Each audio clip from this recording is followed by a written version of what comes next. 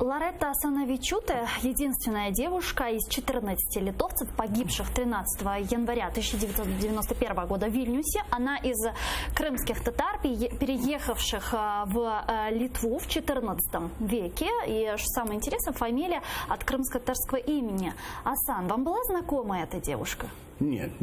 Вся Литва, потому что она была простой девушкой, она никакой общественной жизни как бы не участвовала, и если участвовала, так и как и многие люди, это просто обычная статистическая девушка, и весь мир о ней, конечно, узнал уже после тех событий, после ночи 13 января, в том числе и я.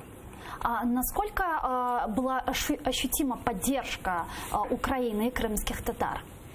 Вот и всегда. Это было как бы обоюдно. Уже в 1988 году на первых митингах союза уже появлялись крымские татары.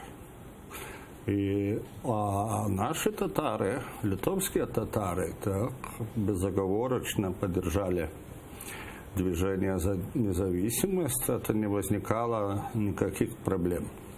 И мы тогда, многие, наверное, в Литве узнали, что про большие эти проблемы крымских татар, про все сталинские преступления, что как бы не только Литва, Латвия, Эстония пострадала, что есть много народов, пострадавших от этого коммунистического режима.